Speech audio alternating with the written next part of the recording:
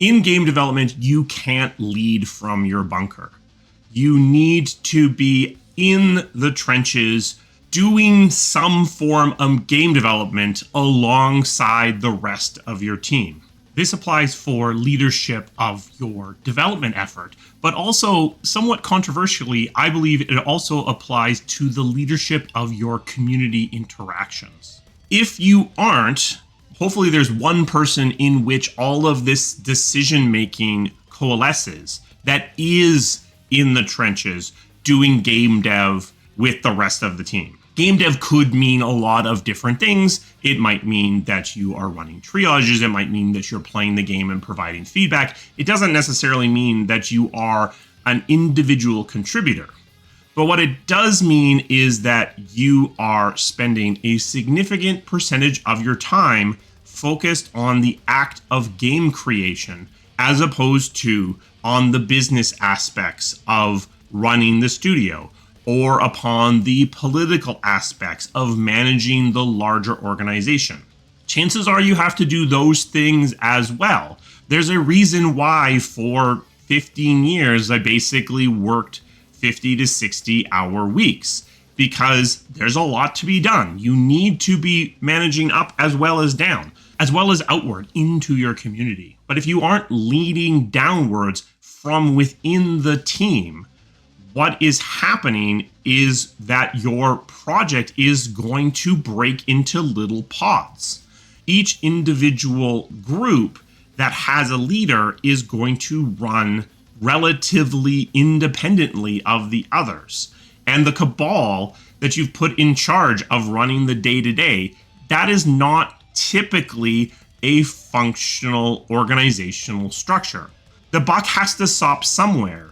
And if you are saying that it's stopping with a bunch of different people, it's not really stopping somewhere. It's oozing around the edges of these different organizations that you've willed into being. And you might think that you can sit in your bunker apart from the day-to-day of game development and be the final decider. But you don't have adequate context to make those decisions. So your decisions are going to be arbitrary, or they're going to be dictated by the person that is most able to manage you, as opposed to making the right decisions. It's impossible for you to be adequately informed to make those decisions if you are not involved in the day-to-day activity of actual game development. If you find that you're unable to do this, that you cannot carve off the time to focus on the day-to-day, and I have worked with game studios that are only doing a single game where the executive producer and the studio GM and the president are all the same person, so they find themselves stretched really, really thin. If you find yourself in that situation, either you need to figure out a way to carve out the time to focus on the day-to-day, or you need to delegate the ownership of the game development to a person, not to a bunch of people. Don't divide it amongst 4 or 5 people and then decide that you'll be the decider. Make one person be in charge of the project. If you need to be the president, if you need to be the studio general manager, and you find that you do not have the bandwidth to give enough attention to the game development itself for that to work, then what you need is you need an executive producer who reports to you, or you need a game director who reports to you, and that person then becomes the point at which all decision making happens. And you can guide them, you can provide input to them, but they need to be the ones on the ground making most of the decisions when those decisions coalesce into a single point. And you need to be explicit about this. The team needs to know that it's this other person, that it isn't you. You can't have the team thinking they can go around this other person to you in order to override decisions that they don't like.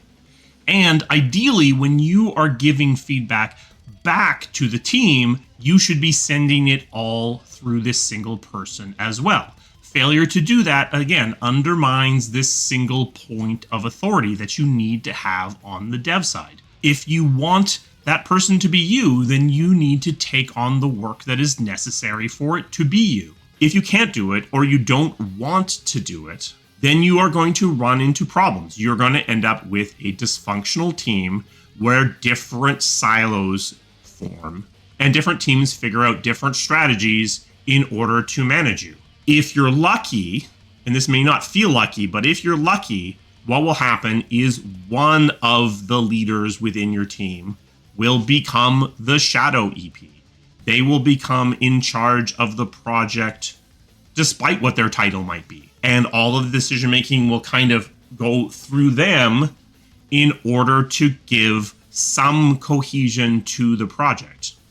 And even from the way I moved my hands there, you can tell that that's not awesome because it's not an efficient way. You're causing a bottleneck off to the side. You're causing information flow to have to go through this very crooked, twisted route in order to reach some sort of logical conclusion. And the method that the person uses to end up unofficially in charge might not be that great. If you're lucky, someone will arise naturally out of the foam and become de facto leader without any shenanigans. But chances are there's going to be backbiting and politics happening under the surface that's going to do lasting damage to your team. So better to appoint someone as opposed to having a power struggle occur outside of your control. That's what will happen if you're lucky. If you're not lucky, you will end up with a team that is acting like several different teams and isn't making a game so much as making a pile of features. And then when they finally look up and think, oh, right, we're making a game, they find that the parts won't fit together. And then you are finding yourselves in a very difficult situation of trying to put a bunch of disparate things together into something that resembles a game. And that may or may not even be possible. Somebody's got to be in charge of the game development. And that person needs to be doing the activity of game development. Regardless of what that looks like exactly, it means they need to be mostly focused on the act of making games, whether it be a production role or an artistic role or a design role. There needs to be someone through which the final decisions on a day-to-day basis are arriving. They don't need to be making the decisions, but they need to be the place where those decisions coalesce. And all of this is true about your interactions with your community. I'm known as having a pretty hands-on interaction with the community. I was essentially a de facto second community manager on Anthem. And I think there's a lot of power in that. I think there's a lot of goodwill that can be built by someone in a senior decision-making position interacting directly with community. But I get that that's a controversial opinion. I understand that not everyone wants to open themselves up to that sort of interaction. But you need to be involved in some way, even if there's a formal community process, even if you have a full-time community manager and you want most of your official interactions with the community going through that community manager. One thing you need to be pushing for is a high volume of interactions. You want there to be an open dialogue with the community. If you allow the official volume to be low, then the community is going to find other outlets. They're going to look for other places and other people to talk to. Most of your devs have some form of social media presence, and your community will search these out. And what you're doing by failing to foster a high volume of communication is you are forcing the burden of that onto other people who are not necessarily equipped to handle it. They don't necessarily have decision-making authority, but they will be treated by the community as if they do. They are going to be pushed to answer questions that maybe you don't want them to answer. You want to be in control of your communication with your community, but locking it down to such a degree that the volume is very low isn't going to actually give you that control. The community is going to find an outlet for their need for communication. And if you don't control that outlet, they're going to find something that you don't control, and you may not like the end results. It's bad for your employees as they're having to bear the burden of negativity that they otherwise might not see. But it's bad for you as well because you don't have control over the messaging. It can get so bad that they may be finding other unofficial channels that appear to give them access to information that might not actually give them that access. They might go to influencers. They might go to other channels because you've locked your external communication channels down so much. You are going to enjoy the end results of that even less than the annoyance of having to interact with a bunch of grumpy fans. So I would also strongly advocate for leading your community efforts from the front. Give the community a singular or at least limited face that they can be mad at, that they can ask questions of, that they can interact with. Because failing to do that is going to encourage them to find other outlets for that energy. If it can't be you because you're too busy, if it can't be you because you don't want that level of involvement with the day-to-day, then you need to find someone who it can be in order to allow the project its best chances of success. So get out of the bunker, get back in the trenches, and do the work of being a game developer. A special thanks to my members. They provide the resources that this channel needs to keep running. If you're interested in becoming a member, there's a link to that down in the description. We also have a Patreon if you are more comfortable supporting the channel in that way. Both patrons and channel members get access to our Discord. If you want to interact with our community to a deeper degree, that is a great way to do so. Have you ever seen a group style leadership succeed?